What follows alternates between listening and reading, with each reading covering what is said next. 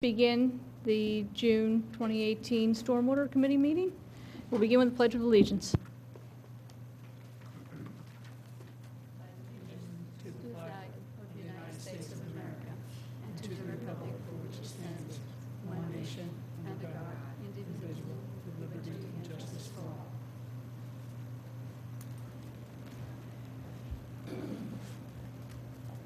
all. All right, we have a limited agenda this evening. First, review and approve meeting minutes of December 14th. I was not in attendance, so I'm going to leave that to you guys. Okay, yeah, I didn't have a chance to look at them, but they're pretty short, so. I didn't have any revisions.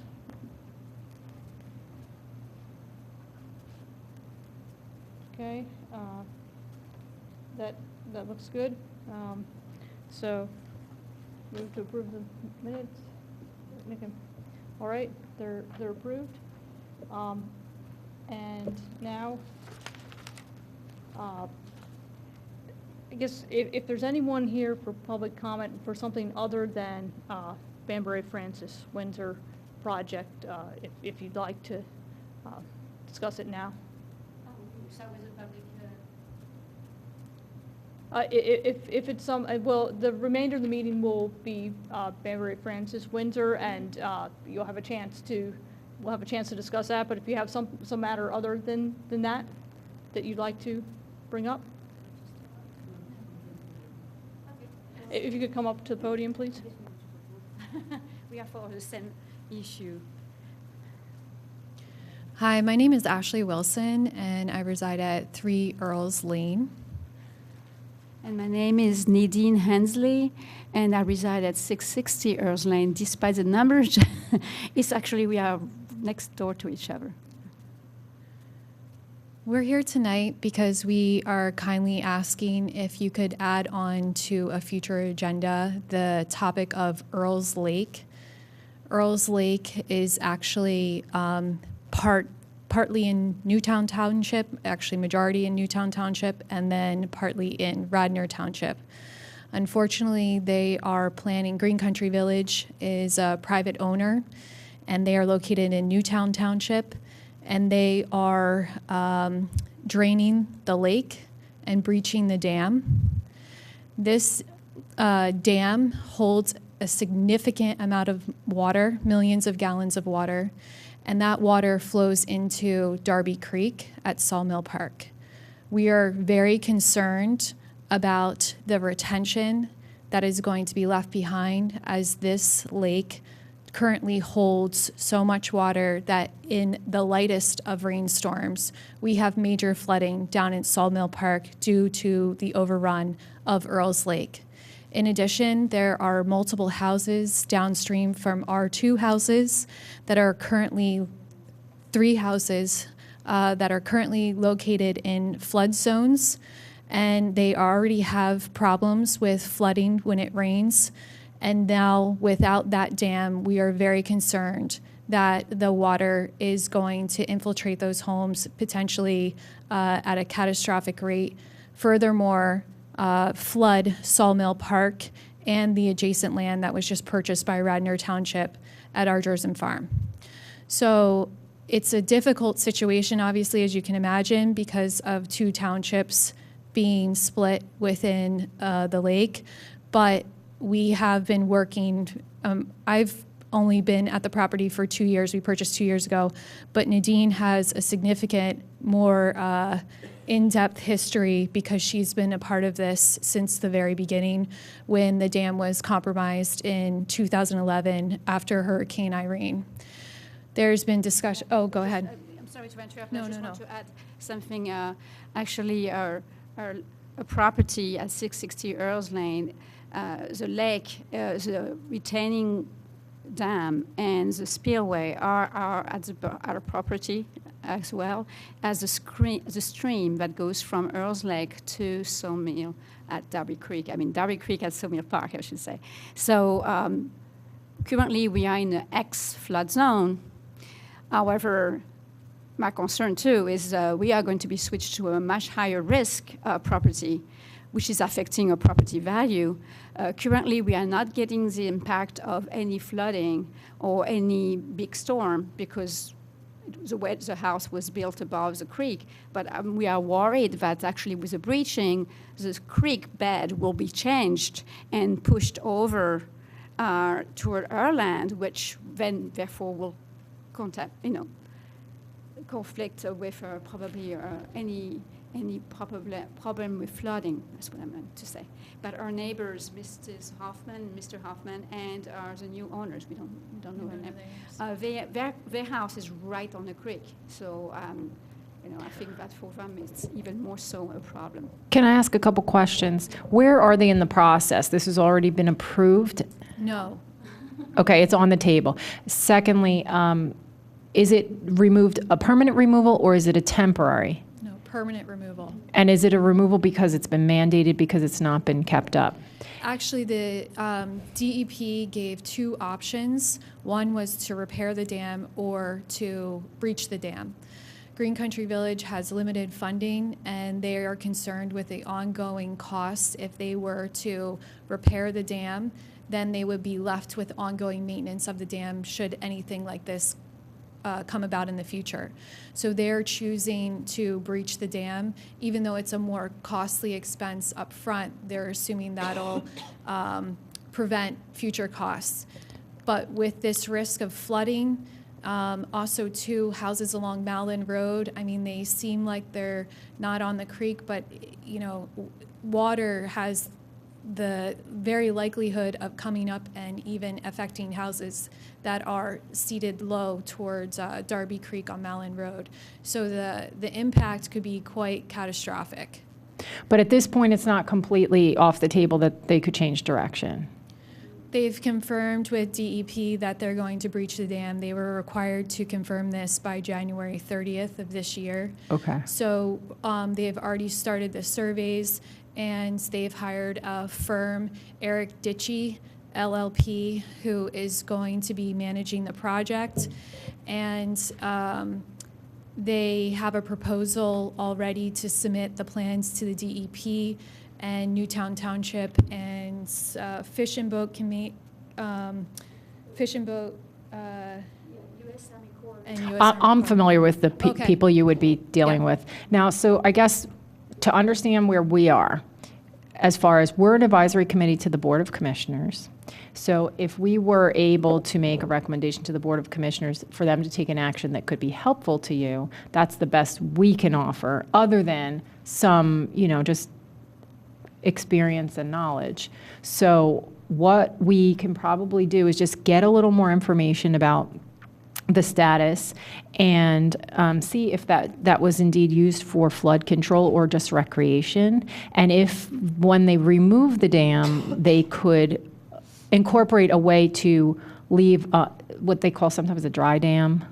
So it's something that doesn't retain water in regular conditions, but it, in a flood situation, can be used for flood mitigation. So without knowing much more, I can't make any promises, but it's really helpful that you guys came to us, and we can check into it. And then I think it would be best if you guys would write down your contact information, your names and your email, phone number, and we can be in contact on this because this is an important issue. I'm Regina, but all three of us are civil engineers who work kind of in the field. So if Okay. you don't mind, just put your names and your number, your whatever best way to reach you, email. And there's one other point I wanted to mention, which is sediment deposit. And this development, Green Country Village, was obviously developed prior to stormwater retention basins. So while it may not have originally been intended for that, because Earls Lake was actually created, it was a man-made lake created over 100 years ago, because of Green Country Village development, it has acted as a stormwater retention basin, not only for Green Country Village, but the development upstream in Newtown Township. And I'm just very concerned because with the division of the two townships, and as Nadeem is saying, part of her property goes into the dam. I have a half an acre in the lake as well. I'm very concerned that Radnor Township is not going to have a chance to exercise their opinion. No, we won't have then- any authority, unfortunately, because if it's privately owned, we really can't tell people what they can or cannot do. However, there are opportunities for us to try to get involved. I was just more so concerned about, I know we can't tell a private owner what they can do on their property, but when their property is depositing into our property and in Radnor Township, that becomes a concern. And I that'll feel be like- and that'll be something part of their permits that will be required. So being active like you are will help make sure that they won't be able to perform the work without the proper requirements met. This has been an, excuse me, this, I didn't realize I was so close to the microphone, sorry. This has been an issue because Green Country Village has never given us any information. So we have Yeah. always relied on DEP Mr. or- Norsini here at Radnor Township to actually give us some feedback. I have been in Oh, so contact- he's been involved in this? It's been involved since in two. 2011. That's right. Because but- this is a first I've heard of this at Right. all. I have heard of it before, but not through this committee or Steve. Okay, since actually my first email to Mr. Norsini was in July 2011. Okay. And it was regarding, has been any flood study and what is the involvement of Radnor Township in terms of supervising the silt removal and how the flood is going to be impacted. Because from what I understand with the U.S. Army Corps of Engineers I spoke with like 2 years ago, I had to actually make a Freedom of Information Act request in order to get a copy of the project dam breaching. It might have been because they it wasn't an approved plan yet. I know when It was an approved plan that actually had been deposited with the DEP and the U.S. Army Corps of Engineers. so the DEP is usually pretty helpful in getting Right, records. I as went to- there, actually, I even drove exactly for that purpose, and they had lost the plan. So they recommended me to go to the U.S. Army Corps of Engineers. I called them, and they told me, yes, you can have a copy of the plan. However, we had some issues with it. And so what you need to do now is make a request for the Freedom of Information Act, so like this you can get a copy of it. Since then, Green Country Village has actually changed engineering firm, and now they were starting the process with a new engineering firm. But do you have a copy of what was on file at this point, or no? I only got the one from the request I made, Oh, you and did from the get it. DEP visit, I got some copies of some of the dam inspection. Okay.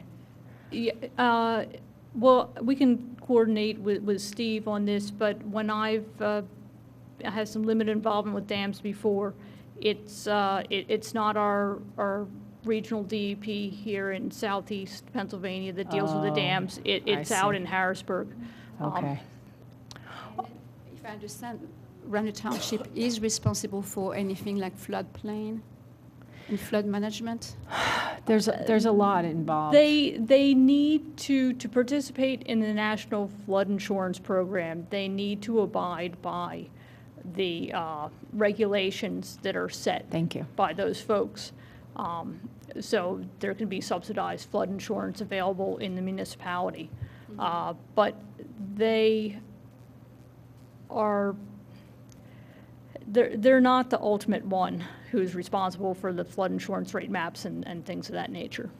I understand I had to make actually an adjustment with my insurance, and I had to request from the engineering department here at Radnor a map, and they said, well, this is just a map, we can't do anything for you, because my insurance was saying, okay, well, this is going to be changing in terms of zoning, you're going to have to pay more for the flood insurance and things like that. So I managed to keep the flood zone, but I'm not so sure what this will have in terms of impact on our property as well as the neighbors. Well, we're definitely going to follow up with you. We have to get ourselves up to speed with the data. And then, like I said, this is the first I've heard of it. So if you can be a little patient with us to get caught up, that would be great. If we need to contact you, we just contact you like the email. Yeah, I think on the website, there's also a website email address for the committee. It's what we send it from. But I haven't, I do ever not gotten have access those. to So- that. Steve has access to that. Okay, Yeah. because my husband and I will send you an email to speak to you about this issue. we're going to have to figure something out about that because I think that's giving people a false. Yeah, because I think Steve goes through the emails and then if he we're not passes getting along them- what he feels is appropriate to us. Yeah, if that's the case, then I feel like someone on our committee should be involved in reviewing all of those emails, every single one, to One should see have whether or access not. to that email. Because I don't want residents feeling like they're not getting responded to. Exactly, and I didn't get a response, so I think. Oh, that's okay. Sure. I thank you for coming. It was really important because we would never have gotten this information had you not come. Lisa Borkowski also knows. She's been out Okay, to good. dam. I met with her on That's several good because they occasions. have authority So- to do things, which we're just advisory. Right, there was an article in the Suburban, I think, that, Yeah. yes. Wow, I should read the paper. I'm And sorry. George, and George Earl, actually, George Earl V. So, Well, thank you, and we will definitely follow up with you. So your next meeting will be in December? No, we had a hiatus from our meetings for some various other reasons, but I would expect that we're going to meet again in July. okay. But we'll communicate with you because we have your contact information, so, and we may meet with you off. Okay, that would be excellent. Yeah. Thanks a lot. Great. Thank you. Thank you. Is there any other public comment before we get to Banbury Francis? Okay, there being none, let's move on to our main item for the night. I'm not sure if everyone here is up to date or familiar with with what's gone on from the start here, from when the project was first conceived to now when the commissioners have asked us to retake a look with resident input for modifications.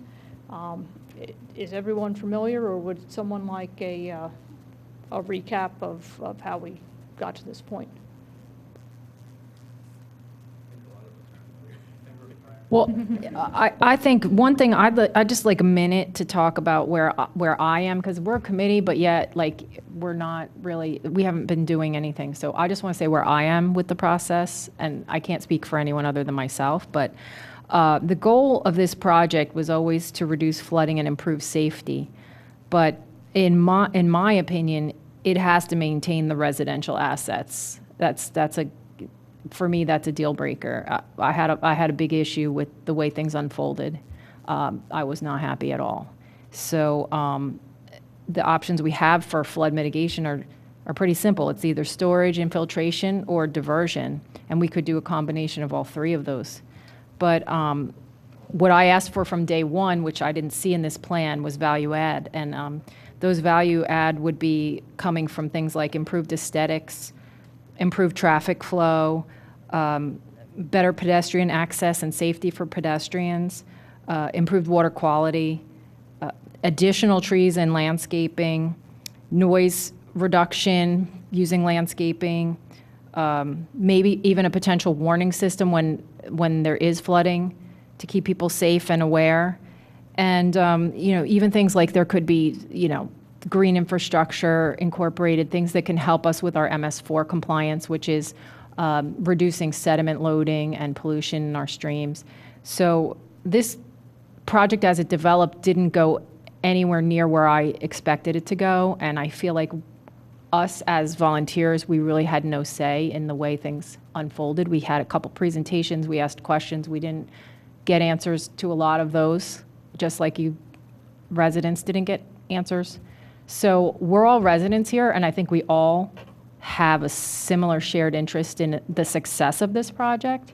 I don't think that the scope, the way it was pushed down from people who don't even understand the technical requirements to say that we needed a 25-year storm solution in this location, I don't know that I agree with that, and there's a lot that has to happen before we can move forward. So this is just a starting point. I don't want anyone to feel like the plan that was out there I'm in support of, because I'm not. I can't speak for anyone other than myself. So that's just, I want everybody to know where I am. Well, I agree with some of the things that Regina said. I would have liked to have seen involvement earlier, and I know we had a discussion over a year and a half ago. It was like Christmas time. almost 2 years ago, where we were upstairs and we sat with Commissioner Higgins, and we were told that things were going to develop earlier, and why they did it, I don't know. He said he would talk to residents. We didn't realize that didn't occur, so I don't think it was a question of we wanted to leave residents out. I had assumed that when he said he was going to do it, that it was going to happen. So I think that you're here tonight, and I think that we can take the plans. What I do agree with you, Regina, is I think we can take the plans and we can mold it to yield a better outcome for safety, for aesthetics. There was a meeting, I guess, last year that I was unable to attend that said that they were taking out all these trees and all these trees, and I wasn't there. But from what I understand of various options, I don't think taking out trees was what our goal was, and it still isn't our goal. And I think there's a way that we can move this project forward and that we can add trees instead of taking away trees while we deal with safety. Because I know about 3 weeks ago, Wawa was shut down because that intersection was flooded. And it was closed for an hour. I confirmed it with the township engineer because it was flooded, and I was sent pictures of it. So all I can tell you is that it's a safety issue there at that intersection.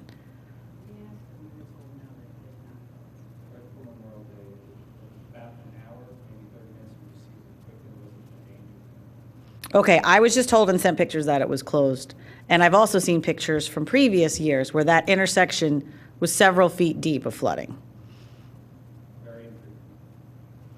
Well, we also have data and township assessment that we spent money on that, not that you don't live there and you don't know, but that we have data too that we've looked through. And that was why we picked this project. If you would like to talk, could you come up just so we can hear you and everyone who's watching on TV can hear you? Yeah, my name is Chris Albany, 304 Windsor Avenue in Wayne. So I'm curious if the return on investment effort for the level of remediation is needed. Been there for 10 years.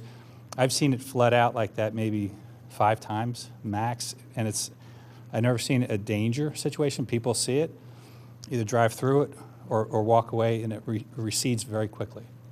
And I'm curious why, as an advisory, the board has now come back to you again when last year they agreed the time and effort wasn't worth it.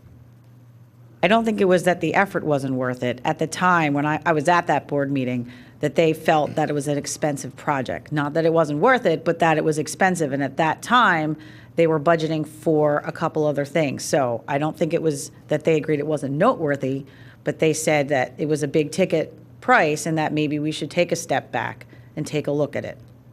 Can I just add a little? The project, when it was initiated, was part of the study. It was identified, but we had residents who apparently they must have sold their property, came to us with flood photos asking for help at this location. That's how it got on our radar from the beginning. It was residents who came to us at one of our meetings with some pretty dramatic flood photos, and they were concerned about the safety.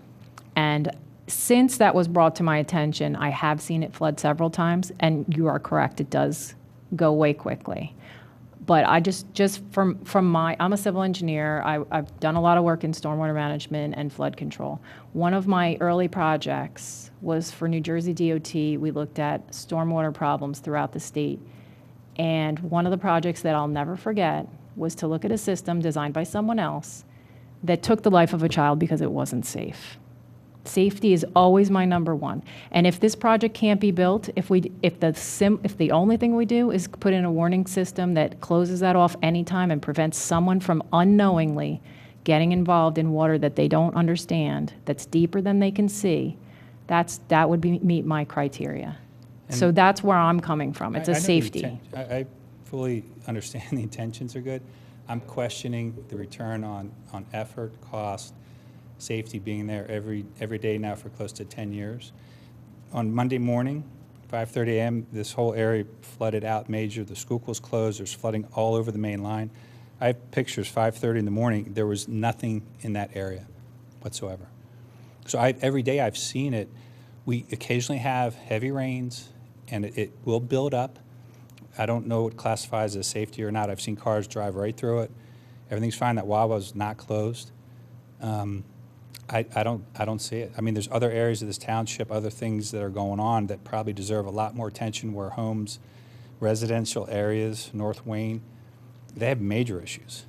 I agree, there are multiple places, and I am not doubting that you have better knowledge than I do, being a resident in that area.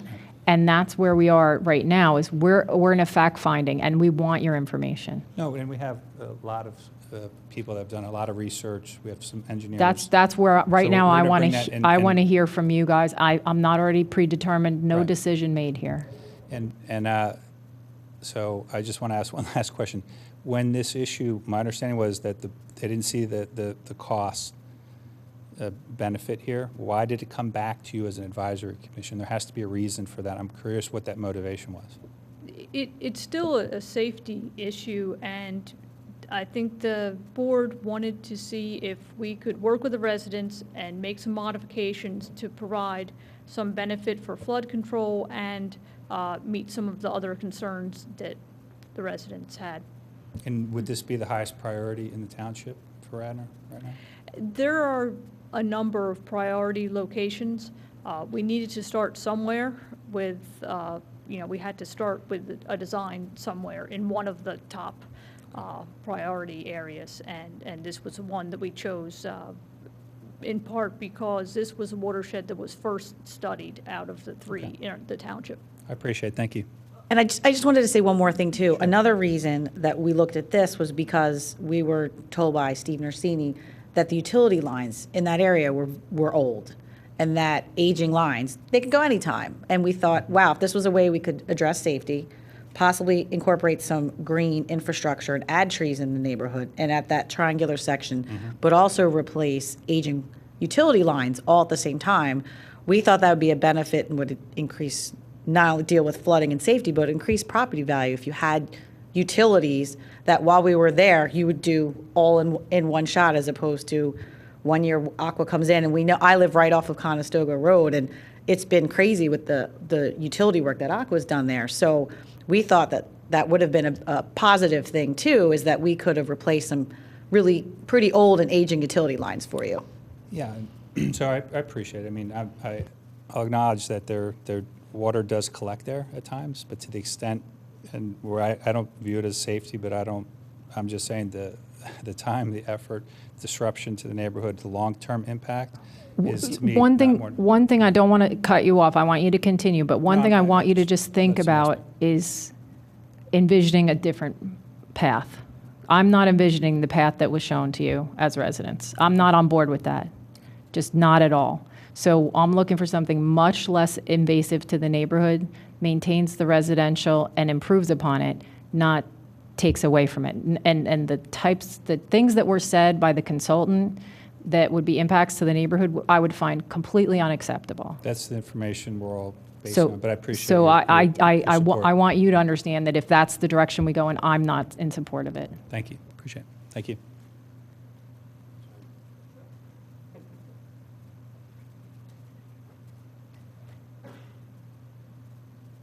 Hi, my name's Zachary Keegan. I'm at 405 Windsor Avenue. I just wanted to start off by saying thank you guys. You're volunteers. This is a whole lot of hard work, and if any of our letters or communications seem like we're frustrated, it's just the process in general. It's not the work you guys have been doing. I kind of want to know, how can we go through this process? We had 2 meetings with the consultant, and our commissioner was there at the time, and I think some of the members of the committee were there. And it's more useful to have that kind of meeting. This is a little formal, a little difficult to exchange information and talk through it. So, I mean, even if it hasn't happened in the past, I think we could really come to an agreement if we have sort of these informal meetings. A lot of the residents have agreed with a lot of your points. It's just the process was a little disconcerting because the questions that we asked at even an informal meeting weren't really responded to, and it just doesn't seem like we were being heard. So we had sent a letter, and hopefully, I know you didn't have a whole lot of time to take a look at it, but it might not happen tonight. But if we could just talk through some of those points at some point, I think that would be a much better way to go through the process. Right? I agree, and I also hope that just from tonight that we at least get a better picture of the direction we all want to go in.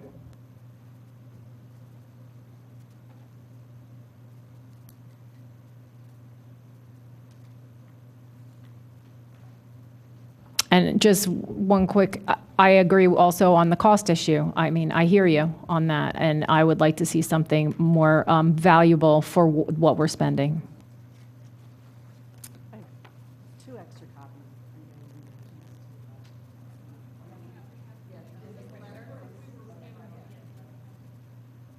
I do have one extra picture.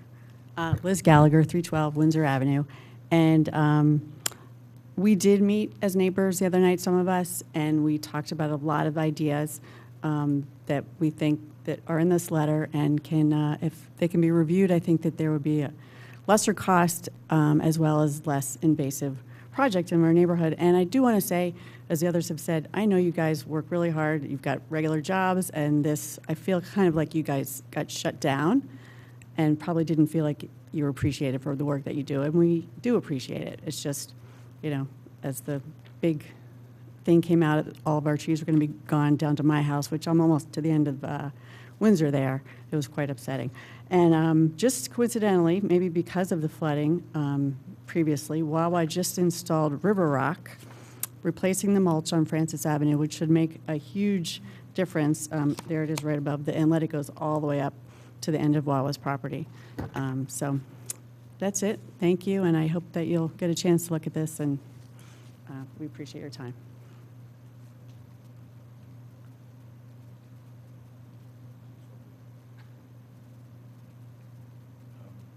Really didn't have to step to the mic for this, but should we feel comfortable sending you information? I mean, does it have to be formal and letters if we take photos of something flooding and we email I would directly to you? prefer to get the emails than have them go through that stormwater email that we never see. That Because was there's a- probably a lot of frustrated people who've emailed that address and never gotten any kind of, I also sent a bunch of questions and just sort of a request through that address, and nothing happened. So. yeah, so it's kind of like I wasn't like sure a where it was going. vacuum. So I think we should either receive those emails or not have that email address. So I agree that these meetings are a little tough. I would rather maybe think about a good format for us to have. I'm used to doing things like public involvement meetings where you have some visuals and you get feedback and you have conversations with people and it's more of a drop-in. Does anyone have a preference on how we get your input on things? I mean, right now, it's just, I think, for me, we're at the starting point. I think we just have to use the information we have from before, but I'm not stuck on that design whatsoever, so. The only thing we have to remember is that if we have a quorum, it probably needs to be recorded. Advertised and recorded, or advertised not and recorded, because that's not a requirement. Well, that's been a big point of contention in the township, that every single meeting be recorded, down to ones that, groups that no one's ever heard about. So, you know. Is that it's- now on the books as a legal requirement? I don't know if Trish knows, but I know that I there do not was know that answer. There was a lot of talk last year, and that was the reason why they installed the second room upstairs, where we were the first meeting, in fact, with some of the folks who are here tonight. Was we that had- recorded, that Yes, meeting? it was, and you can, yes, it is on the township. Okay, so if that YouTube format can be website, yes. recorded, then I think we're better off in that. The second floor room, yes, Yeah. it can be recorded. But I think that if you're going to meet, don't you have to have public notice too if you have? Yes. more Correct. than- If you have a quorum? Yeah, is it Public usually like notice, 2 weeks in advance we have to put it out there? something along those lines, and so, yes, public notice, and, yes, if there's a quorum, and then it will need to be recorded as well. But keeping in mind that these are like more discussions, they're not decision-making at this point, and also keeping in mind, we are merely advisory. We cannot make decisions. We can only advise the Board of Commissioners. And I know that there are several people on the Board of Commissioners that are supportive of practical use of the funding from this stormwater fee. And we also have requirements as a township that it could help to, in addition to correcting situations, help make our permit eligibility. We have a 5-year window in which to do certain work, and that could help contribute towards that work. I don't know if maybe some more of you want to come up and share your thoughts. My name is Fred Stein. I work with the Delaware Riverkeeper Network. The only suggestion I have is for communications. If you wanted to, I just from my observations of the Board of Commissioners and other things, I think it's important to keep the formal communication flow going to that, whatever you've been directed to, but then have, maybe you guys could be Yeah, don't CC'd. just, exactly, Yeah, don't just send it there. Right. yeah, Exactly. 'cause they have to be kept in the loop too. Right. I think if everybody's copied, that's a great way to get the information to us. Right, But also, like you said, keep a record. right. And as well, if you, as a community of neighbors, have a point of contact that is best for us to make sure that they, if a meeting's coming up or so forth, that we should put that to. I don't know. Are you all connected with each other, or are you kind of, did you share email addresses so that everybody gets the news? Because I hate for us to like say, okay, we're going to have a meeting in 2 weeks and everybody's on vacation. Like, I'd rather reschedule then, you know? Yeah, we'll have, in the neighborhood, we'll have 1 or 2 people come. We'll let you know who they are. That would be really helpful, because I don't really, Radnor Township, I've been here like 12, 13 years or so. It has some funny things about it. Funny things that happen in the summer when everyone's on vacation.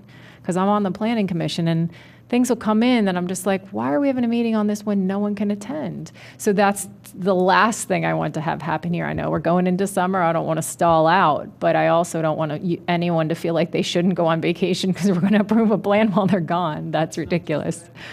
The main line, let's say, welcome to the main line. But I feel like we can be productive here, but I think it's going to take all of us in this room to get a plan approved by the Board of Commissioners at this point, because I think they're going to be very hesitant to move forward with just about anything at this point. They're a little bit scared. They don't want to see anything that they approve be flat out rejected by residents. It's just not going to, it's not going to happen if we don't have full consensus on this. So if we can't all come to the table and come up with something we're all 100% behind, there's no way it's going to get funded. And if people in here just really want to see nothing and that's the way it is, like, we really shouldn't waste our energy, because it's never gonna get approved if people are gonna try to kill it. Everybody's got to be behind it. Well, with that being said, I agree with you, but the one thing I do want to say is that, you know, if we don't go forward with a project that is kept in the right-of-way, we might not go forward to any project in Radnor, because we're not going on private property to do this. I mean, there are certain chances that we can partner with basin retrofits and properties and homeowners association, but the likelihood of that is smaller, where a lot of these projects are probably going to take place within the right-of-way. So, I mean, obviously we want it to work for everyone, and I agree with you on that. But if we do walk away from this and every other project that's located in the right-of-way, then flood mitigation is not going to be done in the township. And the fee that everyone is paying in for is so that we have a safer community and safe, you know, safe for kids, safe for flooding, flood reduction, then we shouldn't have it, honestly. I mean, so I think this plan is definitely doable to make everyone, not this particular plan, meaning this project we could make everyone happy and deal with safety, but it also becomes a liability too, that if this is a known intersection and it was that corner property right behind Wawa where we saw the severe pictures of flooding, and it came to. Right. But what got this whole ball rolling was that we had neighbors that came that had severe, and I can pull them up, I still have them on my laptop, severe flooding there. So it becomes a safety issue and liability for the township if we're saying, well, okay, we're going to walk away and we'll pick another area. But we know that's a problem there. So we want to try, my goal is to make it work, and I think it can. And I think we can add green and infrastructure to there. We initially came in with the 10-year storm design, and I think Don Curley upped it to a bigger project, which encompassed a larger area to a 25-year storm. So, Yeah, which I wasn't in support of personally. so the board actually upped it back a year or two ago, approved it, and then I guess last year said, no, it's too expensive. So just so you know, we went in originally with a 10-year, a smaller storm design for this project. Why the board wanted a larger, I don't remember. I know Don Curley really wanted it to be sizable. But again, I think we've done enough calculations, and if we can keep the disturbance short and minimal and put water quality features for the MS4, like Regina said, I think it can be a win-win for everyone. I just wanted to know more of the background of how much contact you've had with the Wawa property or the bank or anything like that. I think we asked if they had any contact, and I just don't know if we got any good information back. It's funny you say that because I contacted someone actually today at corporate at Wawa that they were asking for more plans. Okay. So I actually got the ball just today, said, you know what, I haven't heard back from anyone, so I'm going to make a few calls. And I think you knew someone too. I independently, through someone I know, contacted. So you did that already? I haven't spoken directly. We thought that they would be interested, and the property management group would be interested, but they have not yet gotten back to me. Okay. Because I got some information too, and they said, you know what, if you can drop some plans off and let us know kind of where you're at in the process. Okay. But it would be good to get feedback. Yeah, I think it from would be them as good to well. engage all the adjacent property Absolutely. owners. No, and I understand. It's hard because we're volunteers. We're not even in a consultant role here. So if I was a consultant to the township, I would be setting this stuff up, but I don't have the authority to do anything at this point. However, I think it's worth bringing that question up to our town manager. Right, yeah, I've independently tried, and it sounds like I think the you've town tried as manager well, is really and, the best. The Wawa is a leaseholder there. They are not the property They're owner. not the owner. Okay. And I guess that was my question, is we asked Steve Norsini and the township manager, if they've made the contact, and they said that it would be too expensive, too legally complicated, and the question was, have you actually confirmed that? And so that's, how is it better for us to? I think work through your commissioner, Okay. because your commissioner can task the township to do things. Okay. We cannot. All right, perfect, thank you. Was the, do I understand it right that the consultant that designed this is no longer the consultant on this project? Or is- Correct. So is there a way to have this reviewed by another consulting engineer? I'm thinking if we get to a place where there's a concept that's reasonable, we have other consultants who are doing MS4 work for us and other Right. things, and that would be my preference, to get them engaged on it, because I think we've had a much better, I don't know, I think they have a better sense of what Radnor is looking for, to be honest. I feel if we can collectively come up with what the scope should include, what sort of green features and what sort of mitigation level we're looking for before we go to a consultant, because I think that was part of the problem before, that what they were initially charged with a 25-year, and then people said, oh, that's too invasive, let's try 5-year, let's try 10-year, let's try this and that, and it got to, they were spending a lot of money by doing a lot of scenarios, and no one really knew what the end game. We really didn't have a end goal hand in was. any of that either. We weren't really engaged in the process. So we were just we got like 2 reports at a meeting. Well, the commissioners are waiting for a response back from you, right, from this meeting, right? And Not particularly this meeting. I talked to Steve Norsini today, and I think he's realistic that it's going to take time and meetings, not just this meeting, right. to get back to the board. And if it takes till December and they say we're working through it with the residents and the property owners, then it's going to take till December to do that. Mm-hmm. At this point, we have you involved. I don't want to lollygag, but I don't want to rush by any means. I want to make sure if we do it, and we've already spent money on a design, and we take on a new firm, and I agree, I think, we've worked with some other firms that are really better in touch with Radnor. Right. That I think we can provide feedback when we have something to get back to the board on. Right. Like right now, we don't. We're just in a phase where we're trying to work things out, and that, in a couple months, if we can all coordinate so that's something that's comfortable for everyone, then I think we should get back to the board. But I wouldn't know what even to report to the board, except that, it's going to take time. And I think Steve Norsini realizes that that too. What is your familiarity with construction projects? Are you familiar with the process?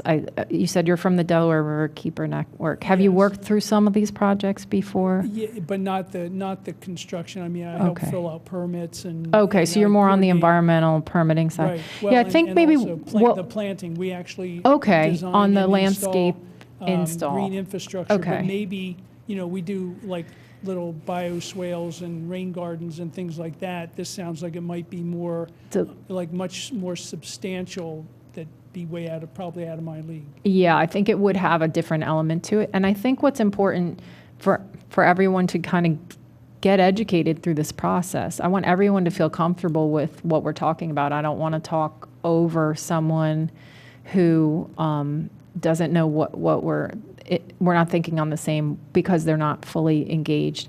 And I also don't want to discount the expertise that you all bring to the table that I don't have.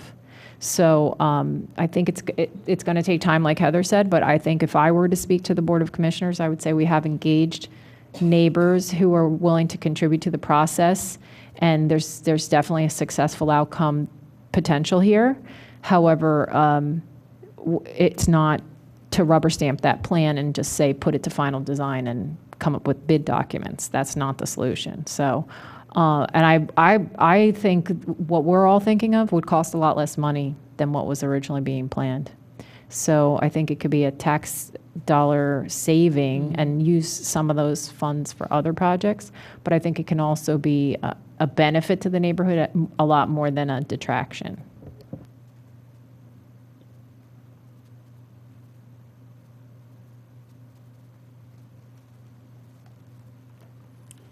Good evening. I'm John Sheehan. I live at 409 Windsor Avenue in Wayne, and I'm appreciative of your service to the township. I may be the oldest resident of that neighborhood who's here tonight. I'm pretty sure that I am. I've lived here 47 years. I had a full head of hair, and I was 29 years old when I moved with my 3 little kids to Windsor Avenue. I moved from Chicago, where things were generally flat as a pancake. The first 10 or 15 years I lived on Windsor Avenue, I told my friends I had a stiff neck from looking up at the beautiful trees in the neighborhood. And I really enjoyed that. Our neighborhood has gone through an incredible amount of trauma in the last 10, 15 years. Last year, I attended each of the meetings at the township, and I think all 3 of you may have attended one or more of those meetings. And my memory of the consensus was that I don't think any resident said that the stormwater and the flooding at that Wawa triangle is not a problem. I think the consensus of the neighborhood was that the proposed solution, and that solution was, the main one was the 25-year one. My memory is that the lesser solutions were deemed by the township engineer and manager as not being cost effective. So the little solution where the underground detention storage would only have gone up a little bit of Windsor Avenue and Banbury and Francis would not meet the objective of the commissioners, which was the 25 years. So the residents were focused on the 25-year solution because that seemed like the economically feasible one. But the consensus of the neighbors was that that was just way out of proportion for a little street. Windsor Avenue, I think, has 15 homes on it. Farm Road has 10 homes. There are 25 homes in our neighborhood. Taking a 30-acre area, which is where the engineers said the rainwater flowing into the triangle at Wawa was coming from, taking a 30-acre area and having a little tiny neighborhood go through the disruption of having the street torn up for up to a year, The arborist last year from the township said that all of the large trees would be destroyed by the construction, the street trees. The consensus of the neighborhood was, we know there's a problem, we think it should be solved, but this solution is just crazy for the size of our little neighborhood. My understanding of the problem is that the majority of the runoff is coming from commercial retail areas that have way too much impervious surface. And that water, a large part of it, is coming down Route 30 where it gets to Banbury. Uphill of Banbury on Route 30, I don't believe there's an inlet that works until you get uphill around where Farmers Market is. Once you reach about where the middle of Farmers Market is, the hill goes downhill towards the west. So all the water on Route 30, beginning about the middle of Farmers Market, heads towards Banbury. When it gets to the corner of Banbury and Lancaster, it turns left and it goes into the triangle. Where is the water on Route 30 coming from? I think it's coming from all the commercial businesses that have covered up most of their land with asphalt and buildings. To me, a solution that would make sense to me would be to go to those generators of stormwater, those businesses, and ask them to install underground storage on their property. Asking a residential neighborhood to basically solve the sins of overdevelopment, to me, it just doesn't make sense. I agree with the comments about safety. I think safety is really a big thing. I have a 4-year-old grandchild. I would not want him playing by that Wawa triangle. About a year or so ago, the township narrowed the openings on 2 of the stormwater inlets there so that children could not easily have their legs caught. In the 47 years I've lived here, flooding was always a little problem there, a little meaning 6 or 8 inches after a big stormwater. But over the last 10 or 15 years, that problem has just, it's grown quite a bit larger. I think a year ago, Wawa, or the township, basically cleaned out the underground water storage area under Francis Avenue. And I'm not sure about whether that included under the Wawa parking lot. The Wawa parking lot had underground stormwater management. I think that's all one system. Okay, all one. That was cleaned out, and there was a very noticeable improvement to all the neighborhood. Just the morning after the last storm, somebody was taking the mulch off of Wawa's landline that borders Francis Avenue. They took the mulch out. They installed river rock. Boy, that should have been done years ago. Yeah, that's right. I'm surprised it took this long to figure that out, because now we won't have the clogging. There are still other areas on the Wawa property that still are mulched as you go towards Lancaster Avenue. To me, the proposed solution, and it's the only one I'm aware of. I saw the drawing. I think that Zach Keegan got it from the township. It looks like the project that was proposed last year. Are there any other conceptual plans? Nothing's changed since the last meeting we had upstairs. Okay. No work has been performed. Even though we asked for certain things, they never. They might not have seen the plans, because I know we were given at several of our. No, at that last meeting, Paige and Chuck and I were there. Okay. I recognize a lot of people. They did relook at some things the one was a very limited project, and I don't know that those plans were ever distributed at a public meeting. I don't think they were, but I have seen those. Yeah, I just wanted to let you know, we have other plans here. We have up to, I think, 6 concepts for a 1-year, a 2-year, 5-year, 10-year, and then a 25-year. And then different concepts had different locations. where beds would be located, and it also had different types of underground structures that Right, were proposed. There right. was like a concrete versus Right. HDPE. There were different scenarios, so.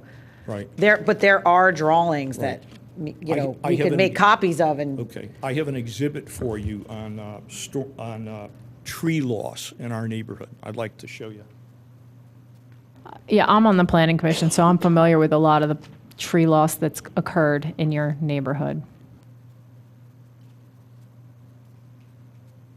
But I also want to say the project doesn't necessarily, in my opinion, doesn't need to be a 25-year design, like you're saying. It seems like too big a fix for too small a problem. Because if you were to create more storage in an area that, yeah, it costs less money to keep creating that storage, but if that storage is never used, there's no value to it. It's not valuable storage. So the economic analysis has to show that that extra storage has that same value as that little storage that you started with. And if you were to design for a 2-year storm, people would be so happy. They would love it. It wouldn't cost a lot of money. It wouldn't flood the way it does now. And when it does flood, it would flood less. But we're talking about a very large storm that's hard. It's 30 acres. It's significant. And so as much as I would love the world to be fair and to be able to say, okay, well, all of you commercial properties, you need to take care of that, it's not as simple, and it's something we should work towards for sure. But maybe just reducing the flood and making people safer by awareness and closures and things that make it clear, because if someone's from the area, they know to avoid it. South Wayne Avenue is close to my house. I was stunned when I saw how badly that floods and that cars are completely disabled in it. Stunned. I had no idea. It was shocking to me. But oh, you didn't know? Everybody knows. No, everybody doesn't know that floods, or that car wouldn't have driven through it. Right. So it's an issue. But like you said, it's at a scale with the problem. I was one of the residents who testified when the stormwater management, when the stormwater ordinance was passed. In order to start Yes, the program. yes. And one of my big points was not just focus on infrastructure projects, but also focus on non-structured projects, green projects, trees. Small as it is, we have a rain garden program. Yeah. I would love to put my pitch in for it and encourage folks to Okay. look into that. We do reimburse residents who install their rain gardens. And rain barrels. Right. And rain barrels. Can I just summarize what this exhibit shows? In our neighborhood, there have been 5 projects over the last 7 years. And the 5th project is actually the most recent one that was approved by the Planning Commission and the Board of Commissioners. Not the Planning Commission, the Board of Commissioners Oh, approved right, it. they approved it. The Planning Commission recommended it, unanimous recommendation. If you take those 5 projects, our neighborhood lost 81 trees. Those 81 trees have a tree basal area, which is the square inches of the tree at around 3 feet off the ground, of 16,000 square inches. At a cost of about $100 a square inch, which is approximately what the township charges for for property owners to contribute for trees that they do not plant on their property in lieu of trees. They charge $500 a tree. That comes out to $100 a square inch. The monetary value of the 81 trees lost is $1.6 million in our neighborhood. The first 2 projects at the top of the page at 115 Stratford Avenue, there were actually 2 different owners that removed trees. They were all removed ultimately.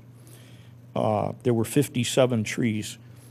I calculated the stormwater interception by those trees in gallons over the course of a year. It was over 100,000 gallons for that property.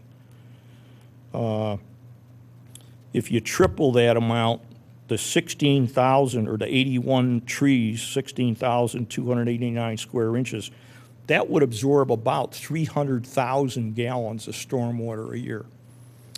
How did I determine that? I used the iTree software, where you can actually get a satellite view of an area and look at the amount of tree canopy, and you put in the type of trees they are, the relative condition, and it'll actually calculate the amount of stormwater interception.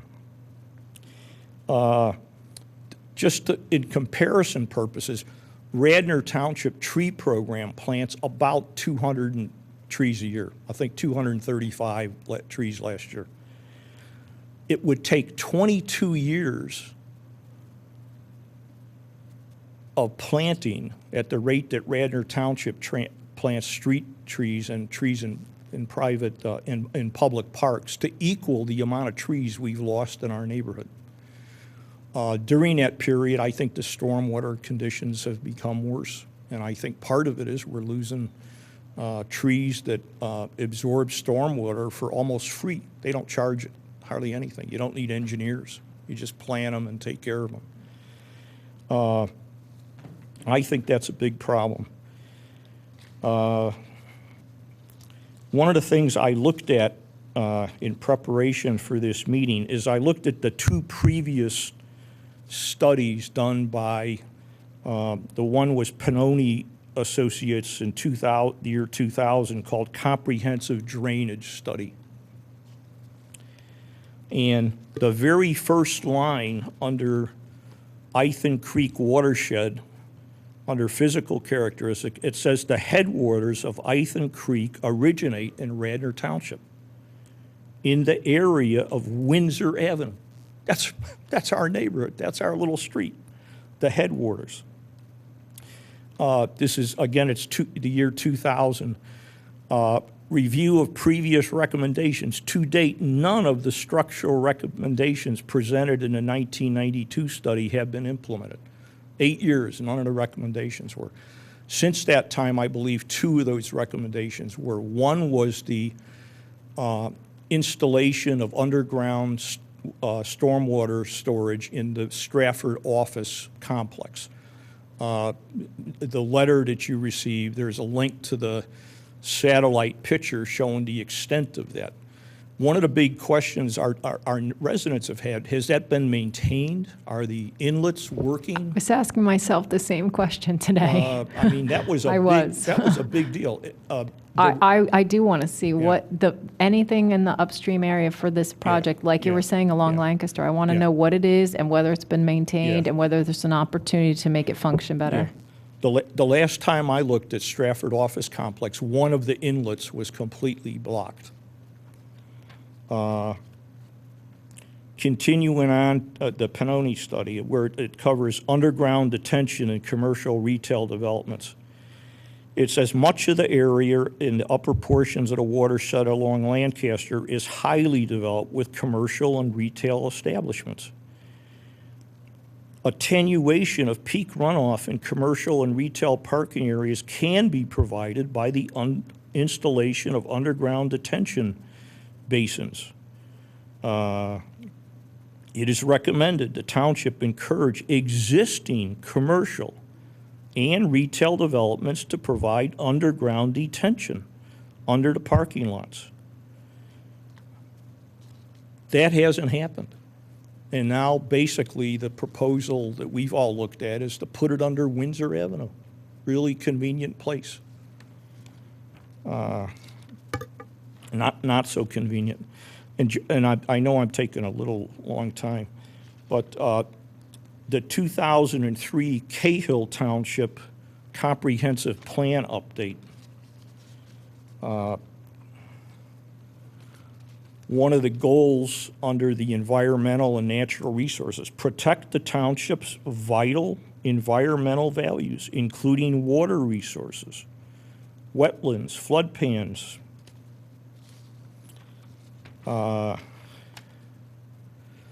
tighten existing natural resource regulations. To my knowledge, Radnor's shade tree ordinance, it was tightened in 2003. instead of allowing 97% removal of trees from a property using the township's tree replacement formula, the tree replacement formula was strengthened, and it now allows 98% removal. It's a pittance. Developers have hardly any disincentive to remove trees. The price of removing, clear cutting all the trees on a property, there's hardly any price to pay. I think a lot of these points are really good, and I think you need to be speaking with the people who have the authority to make the changes. Right. In addition, I'm not saying not to bring it Yeah. here, but you can't just stop here, because we, as much as we would love to make changes on these things, you have to initiate that conversation with the people who have the authority. I think it's an important role of your commission, and you're Made so many recommendations that fell flat. Yeah. It's not even funny. Yeah. That is honestly why we haven't been meeting, because the amount of energy, time, and effort that we put into things that were just fell off a cliff became to the point where we didn't feel like our time was being well spent. Okay. Just one final point. Trees, new trees planted at the 321 West Lancaster property. The developer, a bank, is going to remove every tree on the property. Some of the trees are 29-inch, 30-inch trees that are 55, 60 feet high. They're going to replace them with 2.5-inch diameter trees. When I spoke at the Planning Commission meeting, just a Missed week, one meeting, and they recommended a. right, when I spoke there, I mentioned plant larger trees. Number of people on the Planning Commission say larger trees aren't feasible. The Delaware County Saldo ordinance recommends replacement of trees at 3.5-inch caliper. The difference in size between a 2-inch caliper tree and a 3.5-inch caliper tree, the 3.5-inch caliper tree is 3 times bigger. It's a huge difference. Thank you very much. I look forward to All working very with good you. points. Thank Okay, you. Thank you.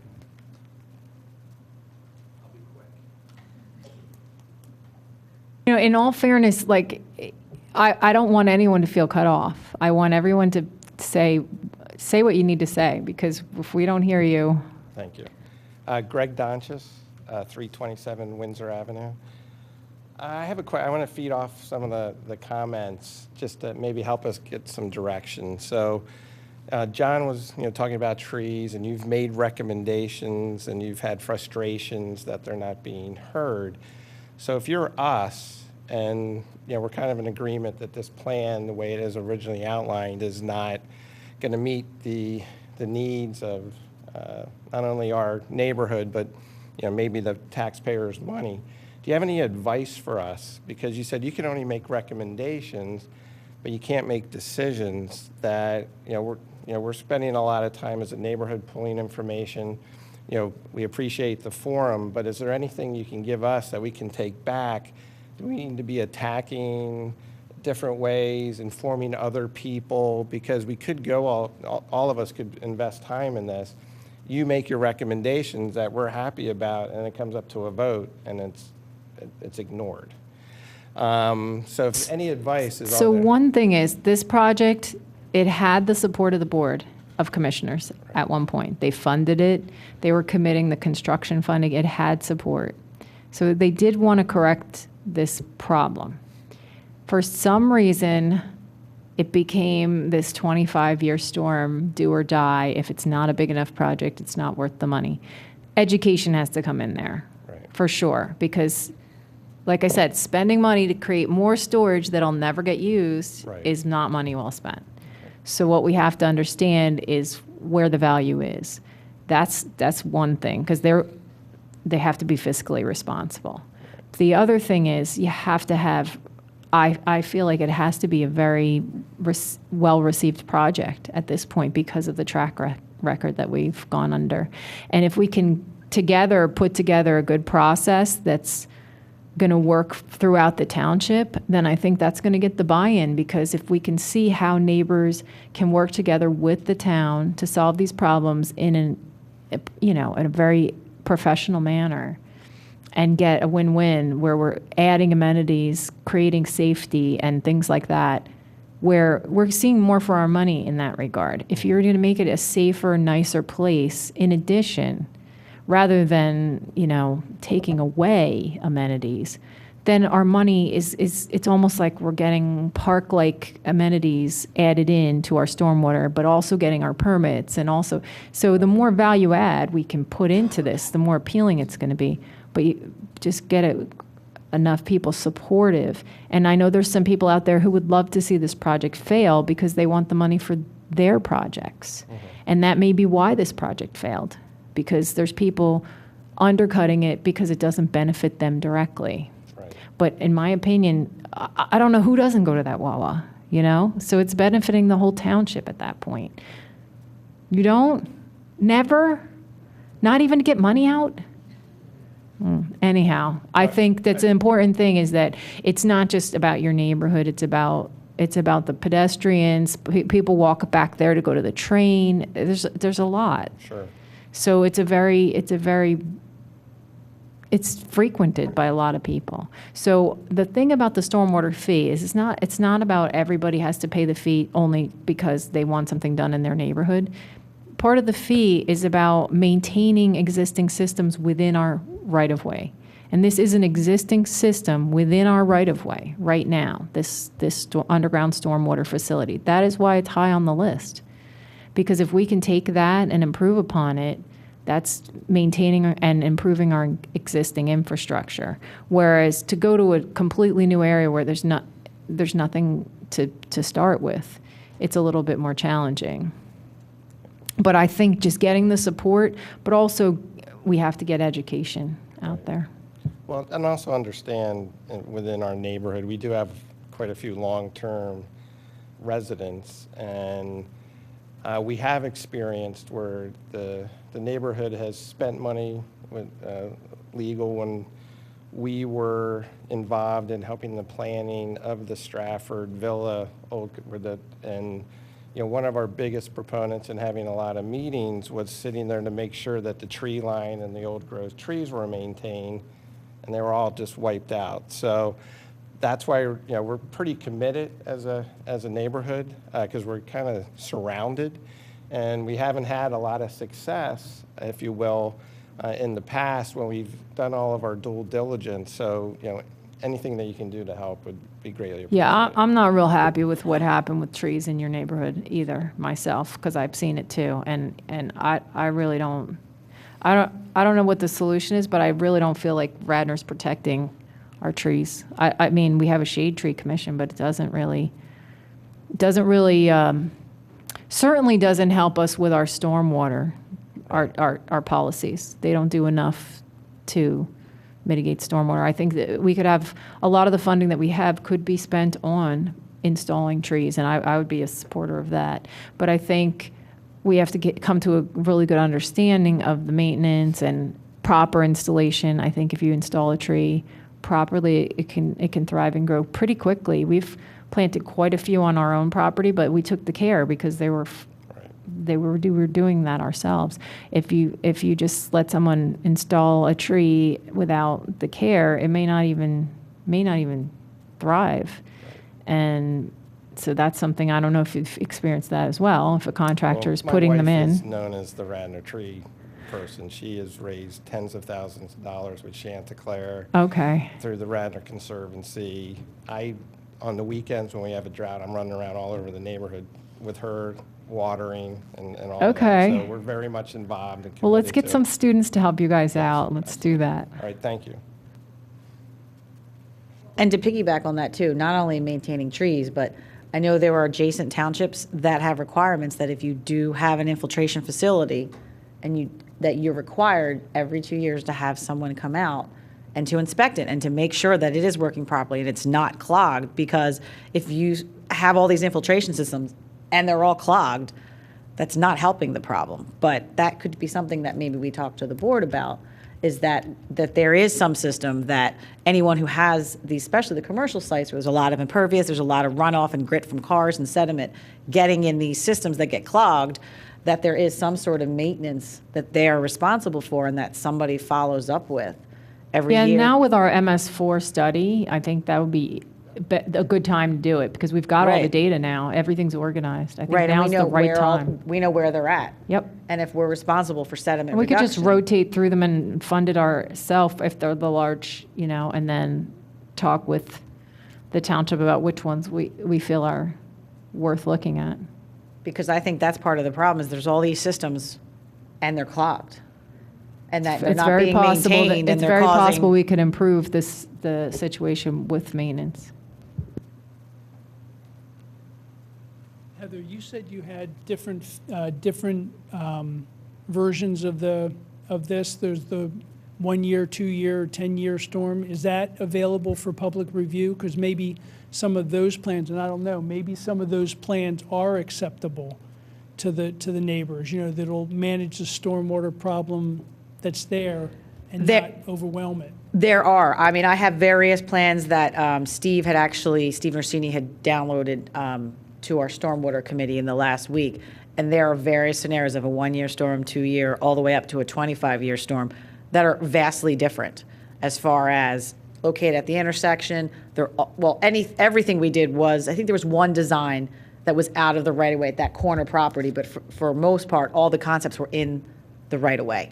And maybe we can talk to Steve about having this information, Put up online. Yeah, I think we need. Posted I so you think can we take need a to- look. Well, we could even present that at the next meeting. right?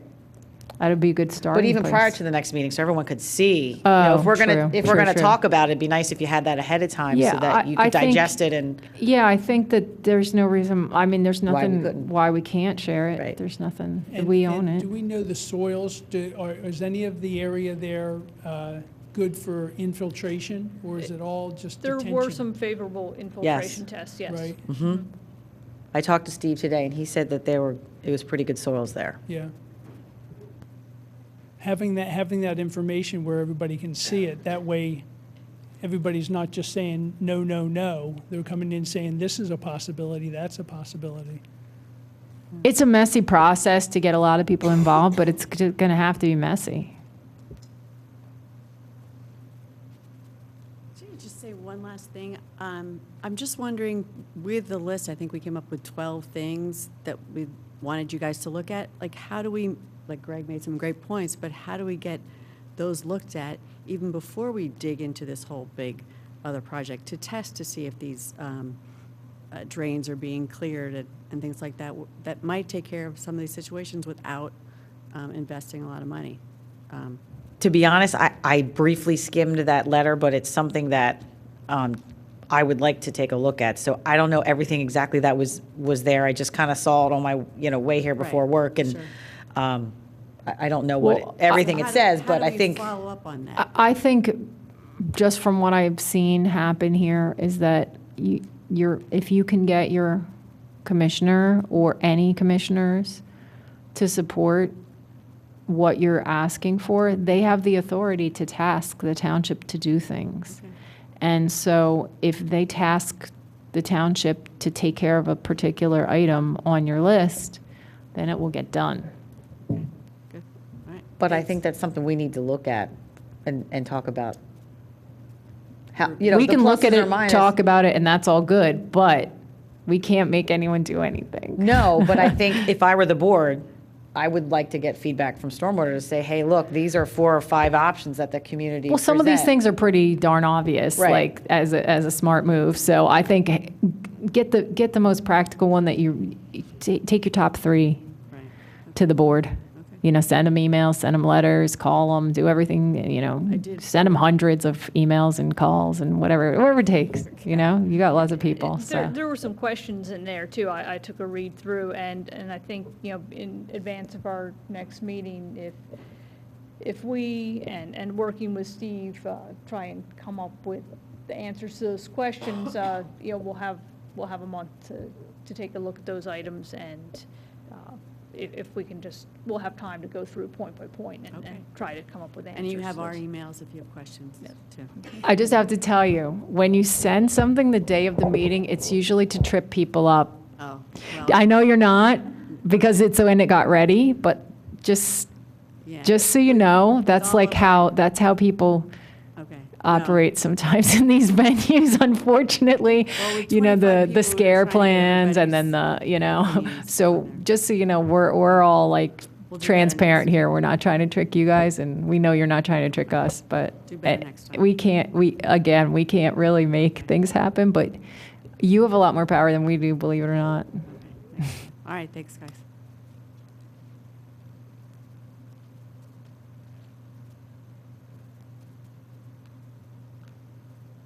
Is that everybody's public comment? Does anyone else want to get up? I feel like it's hard. This venue's really hard, and so I just want everybody to know that we all want to put something together that makes sense for taxpayers, for residents, and for the environment, as well as to meet our goals for our permitting processes. But there's a lot of opportunity here. I see a lot of opportunity. If the project goes away entirely, I'll be a little concerned about the safety problem there. So I'd want to at least find some way to keep people safe, even if it's going to flood. And the whole resilience thing now is like, we know it's going to flood. Let's just be prepared for it to flood and expect it to flood. If that's what it comes down to, is we're expecting it to flood and just being prepared, then, that's the bare minimum for me. I just wanted to go through and see if we're all on board with where we're going. So there are the additional scenarios that T&M did look at that weren't necessarily presented at public meetings. So we'll work with Steve and Trish and try to make those available on the website well in advance of the next meeting. And also we'll work going through the letter and any questions and such that arise in there. We'll go through point by point and be prepared to answer those for the next meeting. No, I think that's the only way to go, is to take their comments. And if it's, you're at a disadvantage because you don't know what these other plans look like. And like I said, I think I was on vacation last year and I missed that meeting. I would have assumed they would have discussed various plans as opposed to saying trees are going to die and this is what we're doing. That's really, it's really not the way to go forward. You did not miss any good information. It was not a meeting that was informative, unfortunately. But we do have some better information. Some of the scenarios my feeling is that anything we have should be shared. I'm not afraid to share anything. It's just a matter of getting Well, it should be that shared out there. it's all public information. We I don't see why discussed not. it. So I don't know why we're not better organized about getting the information that's being received on that email address, or getting information out that we paid for a consultant to prepare. So I think their communication has got to improve.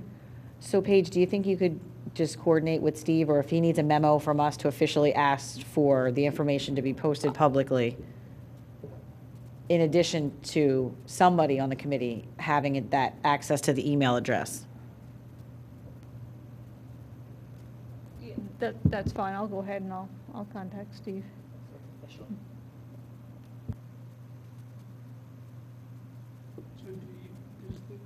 do the neighbors have a way of communicating with the email? Can you come up to the mic? Thanks. So is there Good call. is there a way that the community can communicate directly with you along with the stormwater email? Is that what was being suggested early on? Yes, we don't have access to I'm stormwater fine email. with We that. should. I just can't promise how quickly I reply to anybody, because it's tough for us. We're a committee. We can't do things individually. It's kind of tricky business. However, we have not gotten the questions and the emails, so we can't even pose them. So if we at least had them, and then at the next meeting we can discuss them. We can't necessarily reply to all your emails, and there's all kinds of sunshine laws and fun stuff. So we can't act on our, say I were to reply to you. That's my personal opinion. That's not our committee. So like I spoke tonight, I said, this is how I feel. I can't speak for the committee unless we're making a motion and taking a vote. But There should at least be a There should- means that we can acknowledge that it's been received and that, you know, be And they'll be discussed. taken under consideration. Yeah, I think that's, at least at a minimum, we need to be replying that it's been received and we're looking into it or something. If it's a simple reply, then, I mean, we have to find out how we can be better about communication, because this is not good. There may be a way that that email can be pushed to us. There should be a way that it can be forwarded to us. I'm sure the IT folks here can. it should be, we're just the Stormwater Committee. I mean, why not send us comments? I mean, that's logic. At one point, we had a request for all of our emails or something crazy. We had to go through, it's really hard. We had to like go through months and months and months and months of emails, right? And turn them over. It was pretty Yes. crazy. So at that point, I said, oh, why don't you just give us a Radnor email address? And that didn't happen, which I think is ridiculous, because then it would be easy. I would just package the whole thing up, but I'm not going to send all my, That was the problem. I have one email address. They were doing right to We knows need to, on personal we need to email do addresses. something about that. Yeah, it's become messy because It's- now people have been copying me on my work email address, and I've tried to keep that separate from. Oh, that is not happening here. I'll get in Well, trouble. it started and, yeah. Oh, I'll show you how to gosh, stop that it. has to stop. Well, All all we right. need is to get access to that. One of us needs to have access to Either it. that or they need to create an email that we can access Right. and We'll- provide. We'll talk to Steve and admin to see what we can do. Or have a means for those emails to be forwarded automatically to whatever email address we designate. I actually think I made like a Gmail account that I planned to push my Radnor stuff over to, so maybe I'll get that one out there. Is there any other matter, any other items that? I just wanted to check when our next meeting is, just to let these guys know, because I do think it's going to warrant months of discussion. So July is July 12th.